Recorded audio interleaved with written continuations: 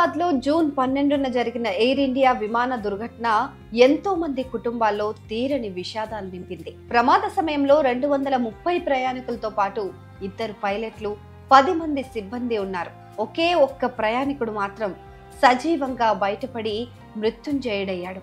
గుజరాత్ మాజీ సీఎం విజయ్ రూపాని సహా మిగతా 241 మంది సజీవ దహనమైపోవడంతో పాటు విమానం కూలిన భవనంలోని ఎంతో మంది మెడికోలు కూడా ప్రాణాలు కోల్పోవటం దేశం మొత్తాన్ని దిగ్భ్రాంతికి గురిచేసింది. అయితే ఈ దుర్ఘటనలో తమ ప్రియమైన వారిని కోల్పోయిన కుటుంబాలు కార్చే కన్నీటి వెనక ఎన్నో భావోద్వేగ గాథలు వెలుగు చూస్తూ హృదయాలను మరింత మెలిపెడుతూ ఉన్నాయి.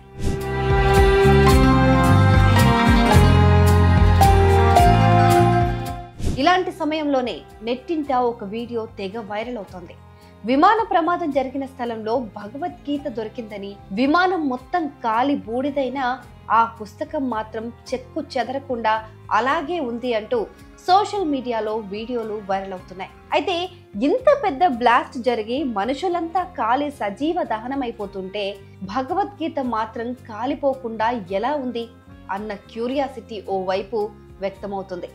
మరోవైపు అసలు ఆ భగవద్గీత ఎవరిది, ఫ్లైట్ లో ఎందుకుంది అనే ప్రశ్నలు మొదలయ్యాయి. ఈ ప్రశ్నలకు సమాధానం కోసం వెతుకుతుంటే తెలియకుండానే కళ్ళు తడిసిపోయి ఎమోషనల్ అయ్యే ఒక డివోషనల్ స్టోరీ గుండెలను మెలిపెడుతోంది.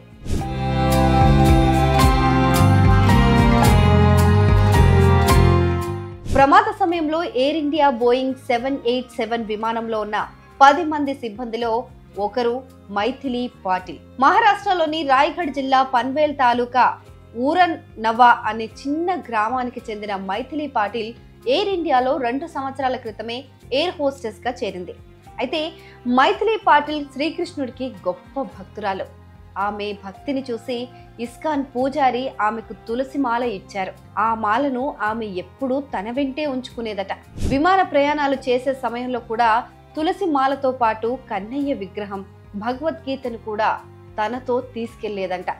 అంతేకాదు, విమాన ప్రయాణాల్లో భగవద్గీత శ్లోకాలు పఠించడం ఆమెకు అలవాటు.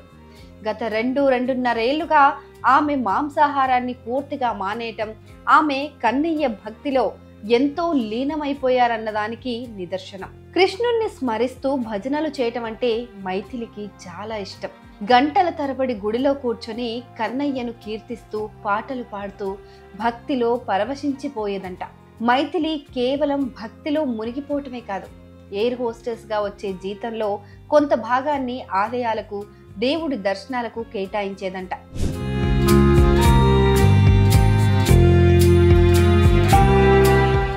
అయితే ప్రస్తుతం ప్రమాద సమయంలో ఓ భగవద్గీత దొరికింది. అది ఖచ్చితంగా మైథిలిదే అయి ఉంటుందని ఆమె సన్నిహితులు భావిస్తున్నారు. అదే స్థలంలో కృష్ణుడి విగ్రహం కూడా ఉంటుందని చెప్తున్నారు.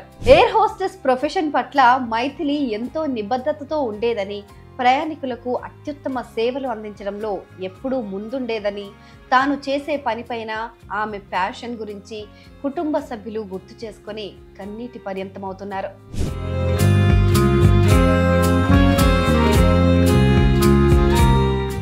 మైథిలి చిన్నప్పటి నుంచే చాలా కష్టాలను ఎదుర్కొంది. మైథిలి పాటిల్ తండ్రి పన్వేల్ సమీపంలోని ఓఎన్జీసీలో కార్మికుడిగా పనిచేస్తూ కుటుంబాన్ని పోషిస్తున్నారు. మారుమూల గ్రామం కావటం, కుటుంబ ఆర్థిక పరిస్థితి కూడా అంతంత మాత్రంగానే ఉండటంతో పట్టుదలతో చదువు పూర్తి చేసి ఎయిర్ హోస్టెస్ ఉద్యోగంలో చేరి కుటుంబానికి భరోసాగా నిలిచింది మైథిలి. అయితే మైథిలిని ఆమె చదువుకున్న పాఠశాల ప్రధానోపాధ్యాయుడు పాల్ గుర్తు చేసుకున్నారు. ఆమె చాలా ప్రశాంతంగా, క్రమశిక్షణతో ఉండేదని తెలిపారు.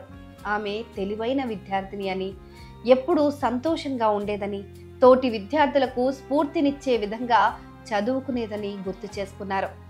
2 నెలల క్రితమే జరిగిన పాఠశాల పూర్వ విద్యార్థుల సమ్మేళనంలో మైథిలి పాల్గొందని కూడా తెలిపారు.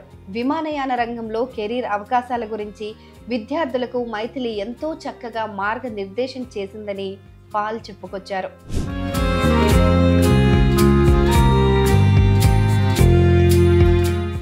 మైథిలి విషాద గాథలో మరింతగా కలిచివేసే విషయం ఏంటంటే, ప్రమాదం జరిగే కొన్ని నిమిషాల ముందే ఆమె తండ్రికి కాల్ చేసి మాట్లాడింది.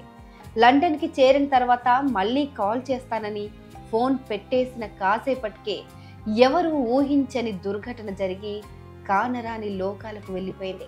మైథిలి మరణం ఆమె కుటుంబాన్ని మాత్రమే కాదు, తన బంధువులు సన్నిహితులందరినీ దుఃఖ సాగరంలో ముంచెత్తింది. మైథిలి పాటిల్ ఆత్మకు శాంతి చేకూరాలని, ఈ కష్ట సమయంలో ఆమె కుటుంబానికి ఆ కృష్ణ పరమాత్ముడే అండగా నిలిచి ఆ బాధను తట్టుకునే ధైర్యాన్ని ప్రసాదించాలని ప్రార్థిద్దాం.